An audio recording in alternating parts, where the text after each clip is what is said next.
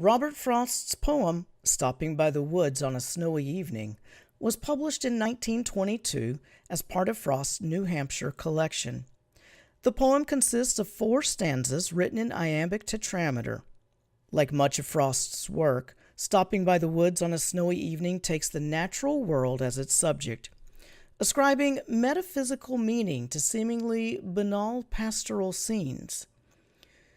Despite his feeling that critics had a tendency to press the poem for more than it should be pressed for, Frost called the work his best bid for remembrance.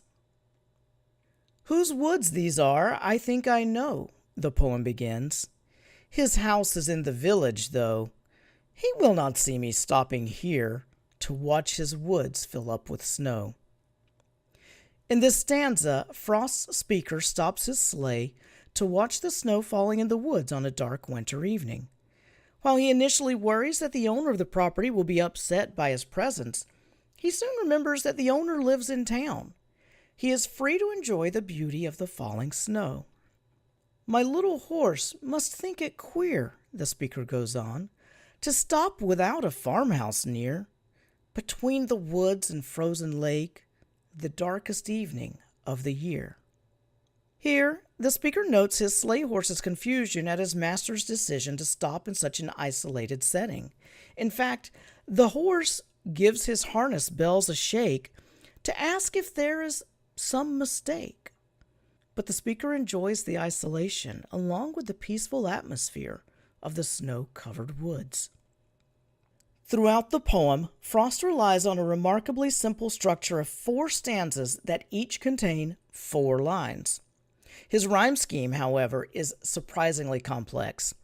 While the first, second, and fourth lines of each stanza rhyme, the third line always rhymes with the first, second, and fourth lines of the following stanza. This continues until the final stanza, which contains 4 rhyming lines.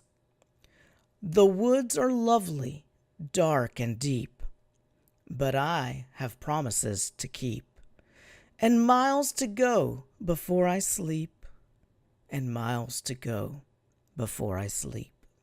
Frost's decision to repeat the final line could be read in several ways. On one hand, it reiterates the idea that the speaker has responsibilities that he is reluctant to fulfill.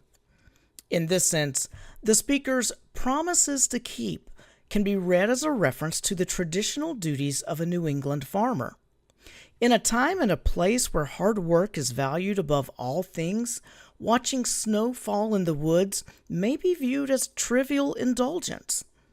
Even a work animal, the speaker allows, would think it queer.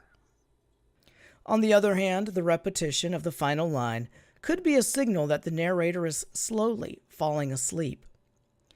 Within this interpretation, one could argue that the poem actually ends with the death of the speaker, lulled into a deep sleep by the cadence of the softly falling snow.